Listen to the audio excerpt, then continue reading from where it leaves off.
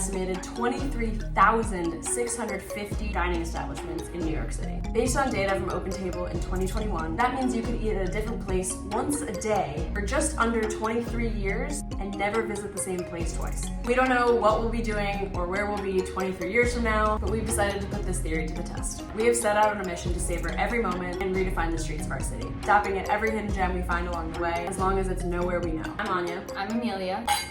What follows is our city, unlike we've ever known it before. Today's adventure starts at Tompkins Square Bagel. We actually ended up here because we were going to Equinox and Flatiron that day. We were going to go work out, but decided we needed to fuel up first. So we asked the receptionist where we could find some good bagels around here. She only knew one place, and that was Tompkins Square Bagel. When we got there, we were completely blown away by all the options. They had every bagel and cream cheese and breakfast combination you could imagine. We may end up doing a special episode of this place. We sampled birthday cake cream cheese and wanted to try everything in their window, but in the end, we got our same bagel orders that we always get.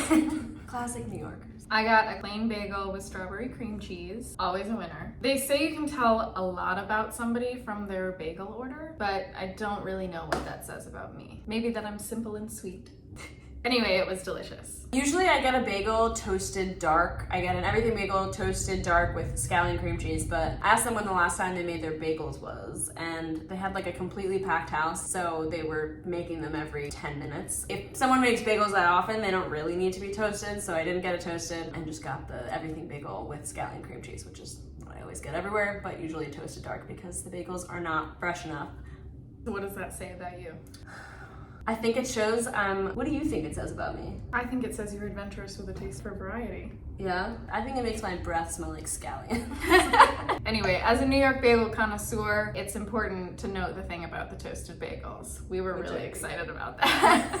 Those bagels were on point, but our adventure was just getting started. At the end of being there, I saw this guy that I know through one of my best friends. Total New York moment, you know, running into people in your bagel shop randomly. He and his girlfriend were there, and I guess she had found this Cardamom Buns spot that was right around the corner from where we were, and their whole goal for the afternoon was getting to Union Square to go to this Cardamom Bun spot. So we had to add it to our list, which is part of the beauty of expecting the unexpected. But first, before we did any of that, we had to get a workout in. After sweating it out and relaxing in the steam room, we freshened up a bit and we hit the streets again. Ole Steen was incidentally like an actual block away from Equinox, which was kind of cool. Definitely meant to be. We walked in and the smell of those freshly baked pastries just like hit us in the face like a warm cinnamon scented hug. There were actually two different kinds of cardamom things, and the guy at the counter was like, people come in here all the time saying they want the cardamom bun, and there's like 3 different kinds, and so he's like, I don't know which cardamom thing you want. So I don't know if there's like lore of which cardamom bun is the cardamom bun, so if you happen to know what the cardamom bun is that's like the official one, I have no idea. We tried both. They were really good. It was really, really delicious, like the taste of cardamom. It was slightly spicy, but we decided it was missing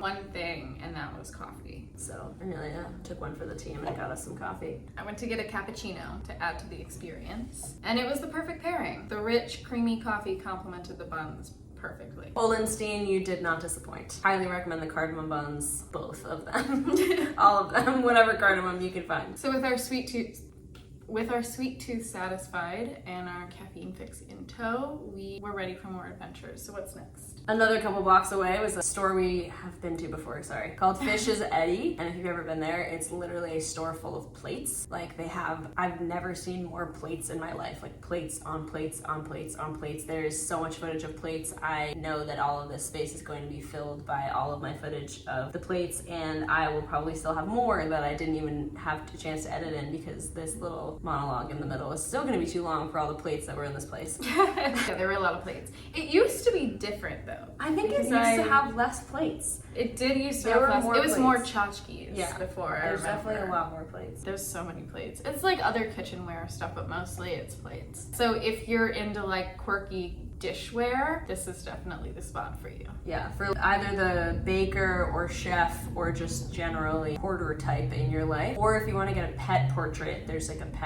portrait section they also in the back. had that randomly, which I was very tempted to get a portrait of my little cat, Miso. Insert photo of Miso. She's so cute. She's a baby. I have a cat too.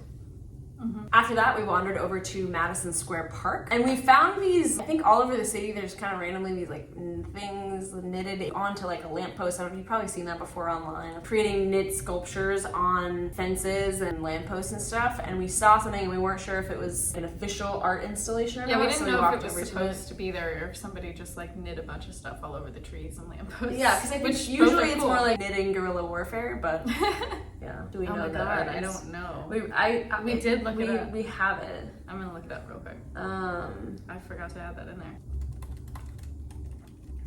Sheila Pepe. Yeah, that's definitely it. Through December. Yeah. My Neighbor's Garden by Sheila Pepe. So turns out it was an art installation called My Neighbor's Garden by artist Sheila Pepe, and I think it's running through December there. So if you see this before then, which you should, wait, maybe not actually, because we're only posting one of these a month. Yeah, we'll see. Never mind. You're So not gonna see it might Sucks. be done by then. But go follow Sheila Pepe. She seems cool. Yeah, she knits. I knit this blanket that's behind us. You can't really see it. The pink blanket. It's very cool. As we continued past the park, we ran into this Japanese market. I had been to the location in Williamsburg, where I live. So as soon as I saw it, I was like, oh my god, they have the location here, we have to go. There were a lot of snacks and we had to resist buying all of them because it just didn't make sense for us to like carry in our purses all of these delicious Japanese snacks. And we had just had the cardamom buns, so we were not hungry. But in general, you know, mental note, we have to go back to that location. And there's a sign that said the fish was 50% off after 8 p.m., which my friend, whose mom is Japanese, she said that this was not only a very commonplace thing, but there's sketch comedy that's been done about the hero of the guy that comes out with the sticker thing that marks everything 50% off. If I can find a clip of that, I'm definitely putting it. I almost just grabbed the candle as my glass. Woo! Face full of wax. Spicy. I would have noticed that it was warm, I think. But we wanted to get in a few more spots, and we ended up stumbling upon a bookstore that's been on, I think, both of our lists of bookstores to attend. Bookstores to go to, bookstores to attend, bookstores to see. And being the fashion bitch that I am, had to go in because of the book tote that I saw in the window. I'll get it. Amelia like actually reads books, but I just pretend that I read books to look cool. And I wanted this so that everyone would know it's a good tote. That I am. It's very sturdy. I read books. Does this tell you I read books? There were just shelves and shelves of books. We just spent some time. Usually there are in bookstores. Thank you.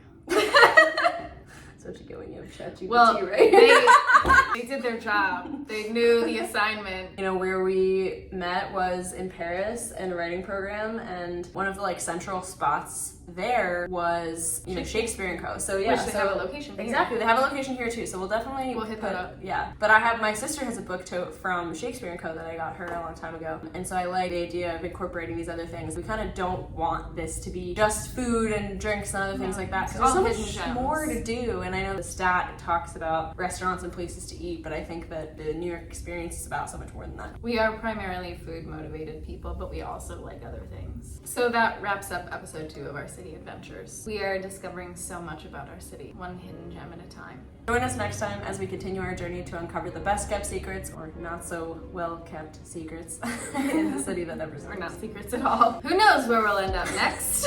Till then, stay curious and keep exploring. Like, subscribe, blah, blah, blah. That's literally what the script says.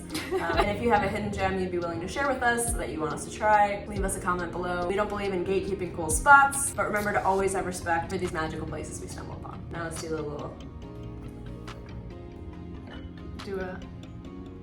Wait. This is the camera. We do that again. Episode 2 of Amelia learning how to do that. Bye.